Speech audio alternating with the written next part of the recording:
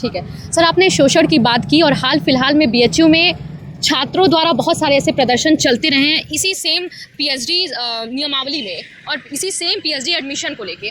ऐसे में हम जानना चाहेंगे, शिवम आपको जानकारी भी होगी कि 2 दिन पहले ही बीएचयू प्रशासन द्वारा ये प्रेस कॉन्फ्रेंस करके जानकारी दी गई कि जो ये सेशन है इसमें जो बीएचयू पीएचडी का जो एडमिशन प्रोसेस है उसमें नोटिफिकेशन में काफ़ी त्रुटियां देखने को मिली हैं और बीएचयू प्रशासन इस बात को अब स्वीकार कर रहा है। इस पर आपका क्या कहना है?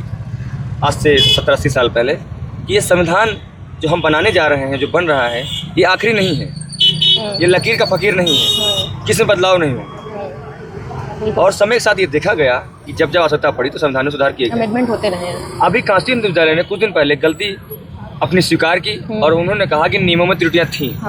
कोई बात नहीं है, मैं उनको माफ़ करता हूँ, वो भी व्यक्ति ही हैं, व्यक्तियों से गलती होती ही है, लेकिन उनकी त्रुटि कारण काशी हिंदू विश्वविद्यालय के कुछ अधिकारियों की त्रुटि कारण मैं भुक्तभोगी क्यों बनूं?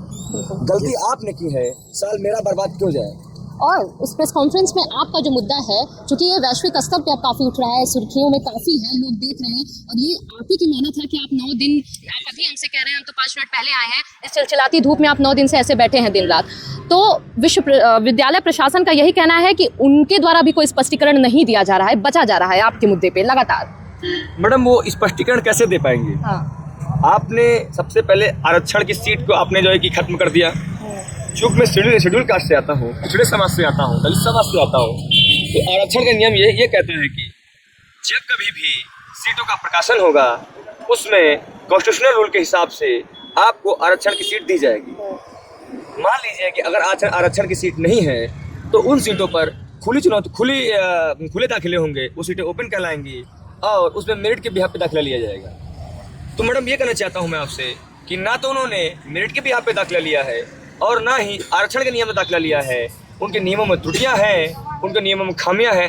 मतलब आप कर क्या रहे हैं? यह एक केंद्रीय विश्वविद्यालय है और आप ऐसे पद पर बैठे हुए हैं जिसमें कभी महामना बैठा करते थे जी। तो आपसे पहले भूल हुई क्यों?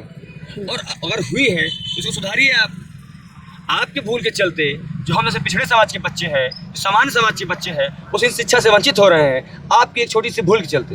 मैं बस आपके चैनल के माध्यम से ये कहना चाहता हूँ कि वो अपनी भूल सुधार करें और हम जैसे वंचित पीड़ित छात्रों को न्याय की लड़ाई में आगे बढ़ने दें और शिक्षा के अधिकार से वंचित ना करें और पढ़ने दें।